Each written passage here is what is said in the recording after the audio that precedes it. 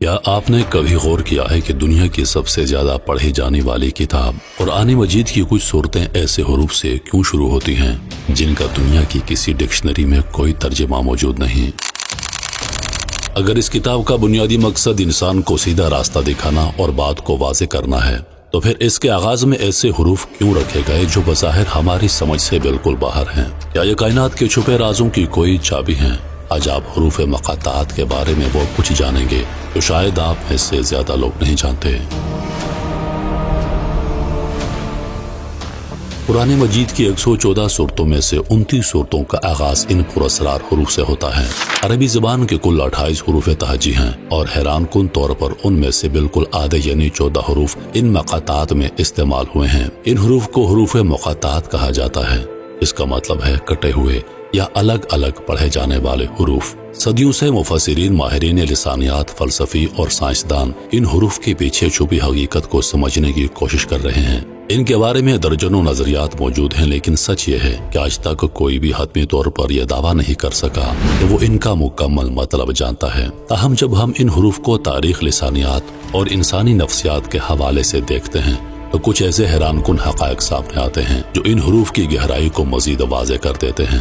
سب سے پہلا اور بنیادی سوال تاریخ کے ایک اہم واقعے سے جڑا ہے۔ جب قرآن مکہ میں نازل ہو رہا تھا تو عرب کے لوگ، خاص طور پر قریش، اپنی زبان اور شاعری پر بہت فخر کرتے تھے۔ ہم عرب ہیں، ہماری زبان جیسی فصیح زبان کہاں، اور ہماری شاعری کا مقابلہ کون کر سکتا ہے؟ الفاظ ہمارے سامنے جھک جاتے ہیں۔ قرآن کی مخالفت میں ہر ممکن اعتراض اٹھاتے۔ اگر یہ قرآن ہے تو ہم بھی اس جیسی ایک آیت لے آئیں گے۔ ہم عرب ہیں، ہم سے بہتر کون جانتا ہے؟ لیکن پوری اسلامی تاریخ میں ایک بھی ایسا واقعہ نہیں ملتا جہاں عرب کے مشرکین ان حروف مقاطعات کا مذاق اڑایا ہو یا یہ کہا ہو کہ یہ بے معنی الفاظ کیوں استعمال کیے جا رہے ہیں۔ الف لام میم۔ یہ ایک بہت بڑی تاریخی حقیقت ہے۔ ان کا مذاق نہ اڑانا اس بات کا ثبوت ہے کہ دور جاہلیت کے عرب ان حروف کے استعمال اور ان کی طاقت سے کسی نہ کسی حد تک واقف تھے۔ ماہرین لسانیات کے مطابق قدیم عربی شاعری اور خطابت میں گفتگو شروع کرنے سے پہلے سامعین کی مکمل توجہ حاصل کرنے کے لیے اے لوگو ایسے حروف استعمال کرنے کا رواج موجود تھا۔ جب کوئی مقرر ہجوم کے سامنے کھڑا ہو کر اچانک ایسے حروف ادا کرتا جن کا کوئی عام مطلب نہیں ہوتا تو سننے والوں کا دماغ فوراً الرٹ ہو جاتا۔ انسانی دماغ کی یہ نفسیات ہے کہ جب وہ کوئی ایسی آواز سنتا ہے جسے وہ فوراً ڈیکوڈ نہ کر سکے تو وہ پوری توجہ اس آواز کی طرف مرکوز کر دیتا ہے۔ قرآن نے مخاطب کو ذہنی طور پر تیار کرنے کے لیے اسی نفسیاتی طریقے کا استعمال کیا، لیکن اسے ایک ایسی کامل شکل دی جس کی کوئی اور مثال تاریخ میں نہیں ملتی۔ یہ تو اس کا ایک ظاہری پہلو تھا، لیکن جب ہم لسانیات یعنی لنگوسٹک کی گہرائی میں جاتے ہیں تو ایک اور حیران کن نظریہ سامنے آتا ہے۔ مشہور مفکر اور دانشور مولانا امین احسن اصلاحی نے ایک نہایت دلچسپ پہلو کی طرف اشارہ کیا ہے۔ عربی زبان دراصل سیمیٹک زبانوں کے خاندان سے تعلق رکھتی ہے، جس میں عبرانی، ہیبریو اور قدیم آرامی ایرامیک بھی شامل ہیں۔ اگر ہم تاریخ میں مزید پیچھے جائیں تو قدیم ترین رسم الخط میں حروف صرف آوازیں نہیں بلکہ وہ تصویریں یا علامات ہوا کرتے تھے جن کا اپنا ایک مکمل مطلب ہوتا تھا۔ مثال کے طور پر قدیم زبانوں میں الف کا مطلب گائے یا بیل تھا اور اسے گائے کے سر کی شکل میں لکھا جاتا تھا۔ بے کو عبرانی میں بیت کہتے تھے جس کا مطلب گھر ہے۔ اسی طرح میم پانی کی لہروں کے لیے استعمال ہوتا تھا اور نون کا مطلب مچھلی تھا۔ اس تاریخی پس منظر کو ذہن میں رکھتے ہوئے جب ہم قرآن کی سورۃ القلم کو دیکھتے ہیں تو وہ حروف نون سے شروع ہوتی ہے اور اسی سورت میں آگے چل کر حضرت نوح علیہ السلام کا ذکر آتا ہے جنہیں مچھلی والا کہا گیا ہے۔ بعض ماہرین کے نزدیک حروف مقاطعات دراصل ان قدیم اور بھولی زبانوں کے وہ معنی خیز علامتی حروف ہو سکتے ہیں جو وقت کے ساتھ ساتھ عام انسانوں کے ذہنوں سے تو مٹ گئے، لیکن کائنات کے خالق نے انہیں ان کے اصل اور وسیع تر مفہوم کے ساتھ محفوظ رکھا۔ لیکن یہ نظریہ بھی ان حروف کے تمام اسرار کو حل نہیں کرتا، کیونکہ بہت سی صورتیں ایسی ہیں جن کے آغاز میں الف لام میم یا حامیم آتا ہے، مگر ان کے اندر ان حروف کے قدیم لسانی معنی سے براہ راست کوئی تعلق نظر نہیں آتا۔ اس کا مطلب یہ ہے کہ حروف مقاطعات محض کوئی لسانی تجربہ نہیں، بلکہ ان کے پیچھے کوئی ایسا نظام موجود ہے جو ہماری عام فہم سے زیادہ پیچیدہ ہے۔ یہاں ایک اور غیر معمولی پیٹرن بھی موجود ہے جو جدید تحقیق نے دریافت کیا ہے۔ اگر آپ غور کریں تو جن 29 صورتوں کے آغاز میں یہ حروف آتے ہیں ان میں سے تقریباً تمام صورتوں میں ان حروف کے فوراً بعد قرآن مجید کی عظمت، کتاب یا وحی کے نزول کا ذکر آتا ہے، جیسے کہ الف لام میم ذالک الکتاب لا ریب فیہ، یہ وہ کتاب ہے جس میں کوئی شک نہیں ہے، یاسین والقرآن الحکیم، قسم ہے حکمت والے قرآن کی، والقرآن المجید، قسم ہے اس بزرگی والے قرآن کی۔ یہ پیٹرن ہمیں ایک بہت اہم بات بتاتا ہے، یہ حروف بے ترتیب نہیں بلکہ ایسا معلوم ہوتا ہے کہ یہ حروف دراصل اس کمیونیکیشنل چینل کو اوپن کرنے کا کام کرتے ہیں جو خالق اور مخلوق کے درمیان قائم کیا جا رہا ہے۔ جدید انفارمیشن ٹیکنالوجی میں جب دو سسٹم آپس میں جڑتے ہیں تو اصل ڈیٹا بھیجنے سے پہلے کچھ مخصوص سگنلز بھیجے جاتے ہیں جن کا اپنا کوئی ظاہری مطلب نہیں ہوتا، مگر وہ کنیکشن کو سیکیور اور اسٹیبلش کرنے کے لیے ضروری ہوتے ہیں۔ بعض جدید مفکرین کا ماننا ہے کہ حروف مقاطعات وحی کے نزول کا وہ ابتدائی فریکوینسی کوڈ ہو سکتے ہیں جو براہ راست اس دنیا سے تعلق نہیں رکھتے، مگر اس رابطے کی بنیاد ضرور ہیں۔ انسانی دماغ کی نیورو سائنس پر ہونے والی تحقیق بھی اس بات کی تائید کرتی ہے کہ آواز اور الفاظ کے اثرات صرف ان کے معنی تک محدود نہیں ہوتے۔ جب دماغ کوئی ایسا لفظ سنتا ہے جس کا مفہوم اسے معلوم نہ ہو تو وہ اسے لاجیکل پروسیسنگ کے بجائے براہ راست جذبات اور وجدان یعنی انٹیویشن کے حصے میں بھیج دیتا ہے۔ یہی وجہ ہے کہ جب قاری ایک مخصوص ردھم اور تجوید کے ساتھ ان حروف کی تلاوت کرتا ہے تو سننے والے کے دل پر ایک گہرا اثر پڑتا ہے، چاہے وہ اس کا مطلب جانتا ہو یا نہ جانتا ہو۔ یہ الفاظ انسان کی اس عقلی دیوار کو بائی پاس کر جاتے ہیں جو اس نے اپنے ارد گرد کھڑی کر رکھی ہوتی ہے۔ تاریخ بتاتی ہے کہ قرآن کے نزول کے وقت ہی بعض لوگوں نے ان حروف کو اعداد میں تبدیل کر کے ان سے پیشین گوئیاں کرنے کی کوششیں کی۔ اس حوالے سے یہودیوں کے ساتھ پیش آنے والا ایک واقعہ اسلامی تاریخ کی مستند کتابوں میں ملتا ہے جو اس بات کی طرف اشارہ کرتا ہے کہ ان حروف کے پیچھے موجود علم محض الفاظ تک محدود نہیں بلکہ یہ ایک ایسا نظام ہو سکتا ہے جس کی گہرائی تک پہنچنا ابھی باقی ہے۔ یہود کے اس واقعے کا ذکر مشہور مفسرین نے اپنی تفاسیر میں بھی کیا ہے۔ تاریخ بتاتی ہے کہ مدینہ میں یہودیوں کے کچھ علماء علم اعداد کے ماہر تھے۔ قدیم زمانوں میں خاص طور پر عبرانی روایات میں ہر حرف کا ایک مخصوص نمبر ہوتا تھا جسے حساب ابجد کہا جاتا ہے۔ جب یہودیوں کے ایک سردار حی بن اخطب کو معلوم ہوا کہ محمد رسول اللہ پر جو کتاب نازل ہو رہی ہے اس کی ایک سورت کا نام الف لام سے ہوتا ہے تو وہ اپنے ساتھیوں کو لے کر آپ علیہ السلام کے پاس آیا۔ اس نے الف لام میم کے حروف کو اپنے علم اعداد کے مطابق جانچا۔ الف کا نمبر 1، لام کا 30 اور میم کا 40۔ اس نے ان سب کو جمع کیا اور کہا کہ یہ تو 71 بنتا ہے۔ اس نے طنزی انداز میں کہا، ہم اس نبی کے دین میں کیسے داخل ہو سکتے ہیں جس کی امت یا حکومت کی عمر صرف 71 سال ہو؟ پھر اس نے آپ علیہ السلام سے پوچھا کیا اس کے علاوہ بھی کچھ اور حروف ہیں؟ آپ علیہ السلام نے فرمایا ہاں، الف لام میم صاد۔ اس پر یہودی نے حساب لگایا اور کہا یہ تو زیادہ طویل ہے۔ اس کے اعداد 161 بنتے تھے۔ اس نے پھر پوچھا تو آپ علیہ السلام نے الف لام را سنایا جس کے عدد 171 بنے۔ حی بن اخطب الجھ گیا اور کہنے لگا اے محمد، آپ نے تو ہمارا معاملہ ہی مشتبہ کر دیا ہے۔ اگر یہ مدت ہے تو پھر ان سب کا کیا مطلب ہے؟ کیا ایک مدت لی جائے یا سب کو جمع کیا جائے؟ ہمیں سمجھ نہیں آ رہا کہ آپ کو کیا دیا گیا ہے۔ اور وہ یہ کہتے ہوئے وہاں سے چلے گئے۔ حی بن اخطب کا یہ واقعہ تو محض ایک ابتدا تھی۔ اس کے بعد بھی تاریخ کے ہر دور میں انسانی عقل نے اس الہامی کوڈ کو ڈی کوڈ کرنے کے لیے اپنا سب کچھ داؤ پر لگا دیا۔ صدیوں تک انسان یہ ماننے سے انکار کرتا رہا کہ کوئی ایسا لفظ بھی ہو سکتا ہے جسے ڈی کوڈ کرنا ناممکن ہو۔ 8ویں صدی عیسوی میں جب اسلامی دنیا میں ریاضی اور خفیہ پیغام رسانی کرپٹوگرافی اپنے عروج پر تھی تو دنیا کے پہلے ماہر کرپٹوگرافر اور عظیم فلسفی یعقوب ابن اسحاق الکندی نے ان حروف پر باقاعدہ سائنسی تحقیق شروع کی۔ الکندی نے دنیا میں پہلی بار فریکوینسی انالیسز یعنی حروف کی تکرار کا حسابی طریقہ ایجاد کیا تھا۔ اس نے عربی زبان کے لاکھوں الفاظ کا ڈیٹا اکٹھا کیا اور یہ جانچنے کی کوشش کی کہ الف لام میم یا صاد جیسے حروف کسی تسلسل اور ریاضیاتی ترتیب سے آتے ہیں۔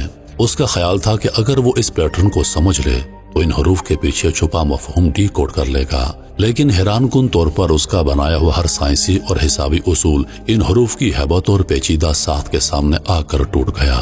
وہ حروف کی ریاضیاتی ترتیب تو دیکھ سکتا تھا لیکن ان کا مطلب نکالنے میں مکمل طور پر ناکام رہا۔ اس کے بعد صوفیہ اور ماہرین روحانیات میدان میں آئے۔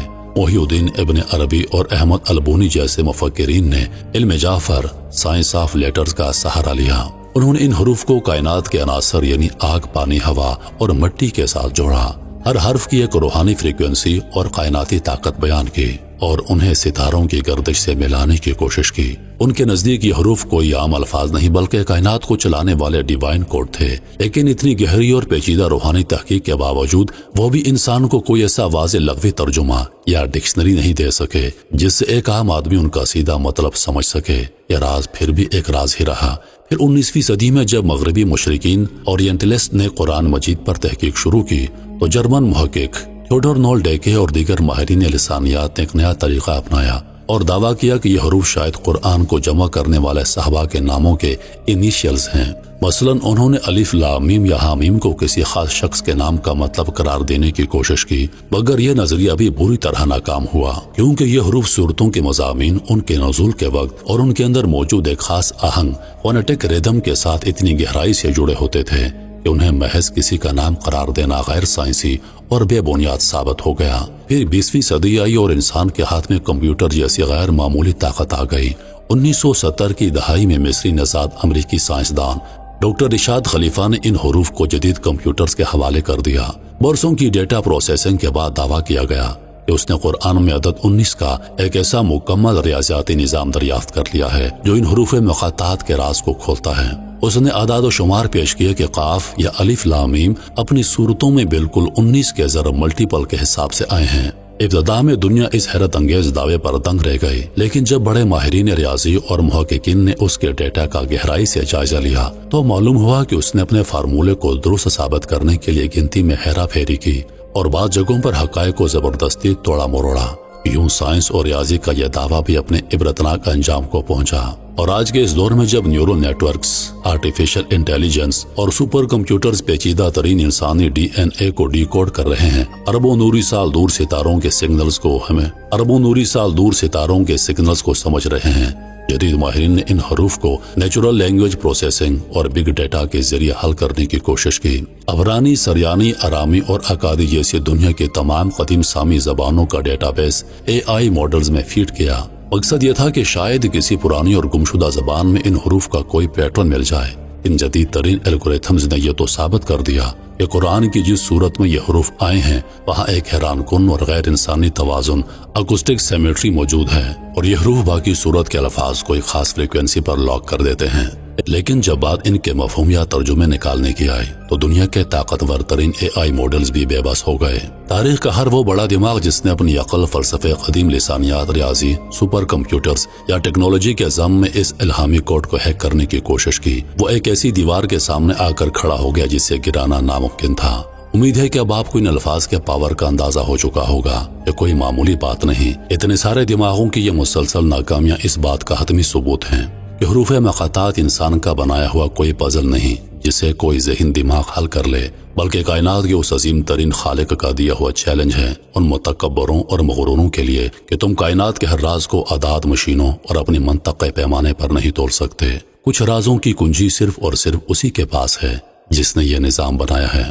20ویں صدی میں کمپیوٹر کے استعمال نے قرآن مجید کے الفاظ اور حروف کے میتھمیٹیکل سٹرکچر پر ایک نئی بحث چھیڑ دی ہے۔ محققین نے دریافت کیا کہ قرآن میں استعمال ہونے والے بعض حروف مقاطعات جس صورت میں آتے ہیں اس پوری صورت میں ان کے استعمال کی تعداد ایک مخصوص ریاضیاتی پیٹرن بناتی ہے۔ مثال کے طور پر حرف قاف جس صورت کا آغاز ہے اس پوری صورت میں قاف کا استعمال ایک خاص تناسب کے ساتھ موجود ہے۔ یہ دریافتیں حیران کن ضرور ہیں، مگر محققین اس بات پر متفق ہیں کہ یہ پیٹرن ان حروف کے وجود کا ثبوت تو دیتے ہیں لیکن ان کا مکمل مطلب یا پیغام واضح نہیں کرتے۔ یہاں ایک سوال یہ بھی ذہنوں میں آتا ہے کہ عربی کے کل 28 حروف میں سے صرف اور صرف 14 حروف ہی کیوں منتخب کیے گئے ہیں؟ ماہرین لسانیات اور روحانیات نے اس انتخاب پر گہری تحقیق کی ہے۔ عربی حروف تہجی میں 14 حروف ایسے ہیں جنہیں حروف نورانی کہا جاتا ہے، اور حیرت انگیز طور پر قرآن کے تمام مقاطعات انہی 14 حروف سے مل کر بنے ہیں۔ الجزائر کے مشہور صوفی اور فلسفی احمد البونی نے اپنی تحقیق میں اس پر بڑی دلچسپ بحث کی ہے۔ ان کے مطابق کائنات کا نظام ایک خاص توازن پر قائم ہے، جیسے 7 آسمان اور 7 زمینیں مل کر 14 بنتے ہیں، اسی طرح خدا نے اپنے کلام کے رازوں کو ان 14 حروف میں چھپا دیا ہے۔ البونی اور دیگر ماہرین روحانیات کا ماننا ہے ان حروف کے اندر اسم اعظم پوشیدہ ہے۔ اسم اعظم خدا کا وہ سب سے بڑا اور طاقتور نام ہے جس کے ذریعے اگر دعا مانگی جائے تو وہ کبھی رد نہیں ہوتی، اور جس انسان کو یہ علم مل جائے اس پر کائنات کے وہ دروازے کھل جاتے ہیں جو عام عقل کی پہنچ سے دور ہیں۔ اس میں اعظم پر پہلے ہی تفصیلی ریسرچ کی ویڈیو بنائی گئی ہے، اس ویڈیو کو دیکھنے کے لیے ڈسکرپشن میں دیے گئے لنک سے جا کر دیکھ سکتے ہیں۔ اچھا، یہاں پر ایک احتیاط بہت ضروری ہے۔ کچھ لوگ ان حروف کو محض طلسماتی یا جادوئی طاقتوں کا ذریعہ سمجھ لیتے ہیں، ان حروف کے تعویذ بناتے ہیں یا انہیں اپنے ذاتی مقاصد کے لیے استعمال کرنے کی کوشش کرتے ہیں۔ علماء کرام اور مفسرین واضح کرتے ہیں کہ یہ حروف کوئی جادو کا منتر نہیں ہے، یہ خالق اور اس کے خاص بندوں کے درمیان معرفت کا ایک اعلیٰ درجہ ہے۔ ان کی اصل طاقت ان کے ظاہری استعمال میں نہیں بلکہ اس روحانی پاکیزگی میں ہے جو ایک انسان اپنے اندر پیدا کرتا ہے۔ یہ سب ہمیں آخر میں ایک ہی بنیادی حقیقت کی طرف لے آتی ہیں، اور وہ حقیقت یہ ہے کہ قرآن مجید ایک مکمل اور متوازن کتاب ہے۔ اس کتاب کا زیادہ تر حصہ محکمات پر مشتمل ہے، یعنی وہ آیات جن کا مطلب بالکل واضح ہے، جن میں زندگی گزارنے کا طریقہ، حلال و حرام کے اصول اور قانون بیان کیے گئے ہیں۔ اس حصے کو سمجھنے کے لیے کسی خاص روحانی درجے یا خفیہ علم کی ضرورت نہیں، بس ایک عام اور صاف عقل کافی ہے۔ لیکن اس کے ساتھ ہی قرآن مجید میں متشابہات اور حروف مقاطعات بھی موجود ہیں۔ ان کا شاید مقصد انسان کو اس کی اوقات یاد دلانا ہے۔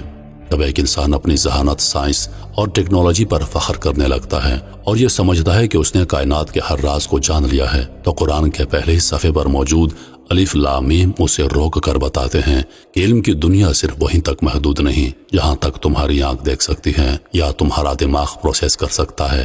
اصل علم وہ ہے جو غیب میں ہے، اور غیب کا مکمل علم صرف خدا کے پاس ہے۔ ایک عام مصنف جب کوئی کتاب لکھتا ہے تو اس کی پوری کوشش ہوتی ہے کہ پڑھنے والا اس کی ہر بات کو سمجھ جائے تاکہ مصنف کی ذہانت کی تعریف کی جا سکے۔ وہ کوئی ایسی بات نہیں لکھتا جو قاری کی سمجھ سے باہر ہو، لیکن قرآن کا انداز بالکل مختلف ہے۔ اس کا خالق انسان کی داد کا محتاج نہیں، وہ اپنی کتاب کا آغاز ہی ان حروف سے کرتا ہے جن کے سامنے دنیا کے بڑے بڑے مفکر، سائنسدان اور ماہرین لسانیات بے بس ہو جاتے ہیں۔ اسی طرح بعض جدید مفکرین ایک نہایت معنی خیز انالوجی پیش کرتے ہیں کہ قرآن مجید کا وہ حصہ جو زندگی گزارنے کے لیے واضح احکامات پر مبنی ہے، وہ انسانوں کے لیے ایک مکمل اور بے عیب انٹرفیس ہے، اور اسے سمجھنا اور اس پر عمل کرنا بالکل واضح ہے، جبکہ حروف مقاطعات اس کائنات اور نزول وحی کا سورس کوڈ ہیں جس کا مکمل فہم صرف اور صرف بنانے والے یعنی کائنات کے خالق کے پاس ہے۔ ہمیں اس کوڈ کو ہیک کرنے کی کوشش میں الجھنے کے بجائے اس واضح انٹرفیس کو استعمال کر کے اپنی زندگی سنوارنے کی ضرورت ہے۔ حضرت عبداللہ بن عباس رضی اللہ عنہ سے ایک مشہور روایت موجود ہے جس کے مطابق الف لام میم میں الف سے مراد انا، میم لام سے مراد اللہ اور میم سے مراد عالم جانتا ہوں ہے، یعنی میں اللہ ہوں جو سب سے بہتر جانتا ہوں۔